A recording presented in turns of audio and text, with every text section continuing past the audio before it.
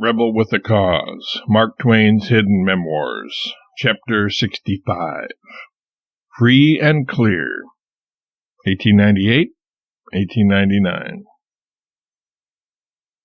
All through my life I have been the easy prey of the cheap adventurer. He came, he lied, he robbed and went his way, and the next one arrived by the next train and began to scrape up what was left.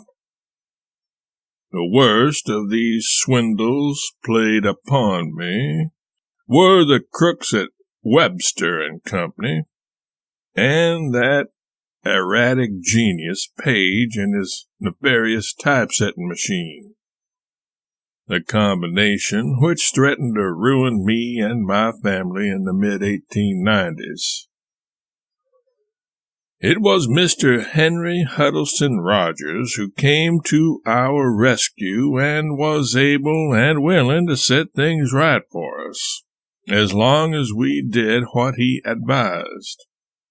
We followed his instructions, and finally, at the end of 98 or the beginning of 99, he cabled me, at Vienna, "The creditors have all been paid 100 cents on the dollar." Rarely have I received a more gratifying communication. There was even $18,500 left over. We then began making plans to return to the United States from our self-imposed exile. Editor's notes.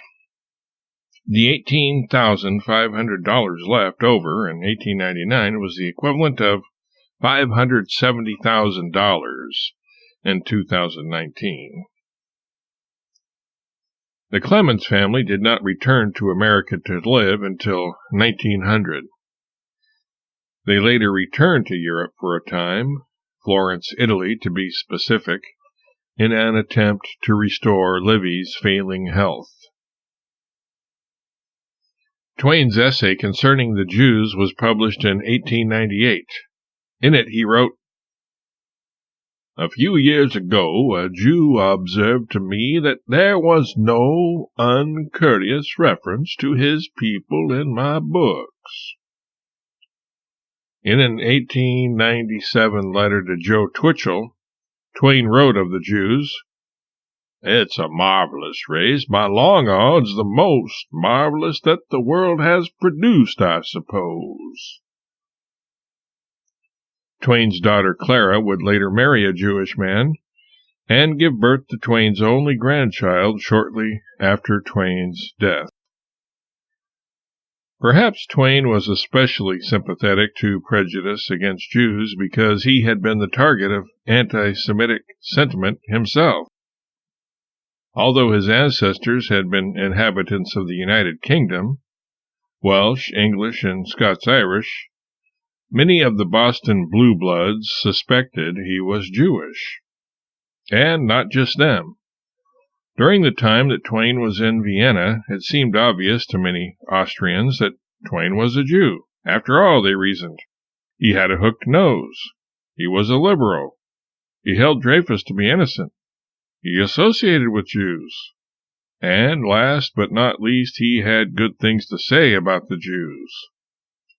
It was intended to be derogatory when the anti-Semitic press referred to him as Der Jude Mark Twain, the Jew Mark Twain. In 1899, Twain's The Man That Corrupted Hadleyburg was published.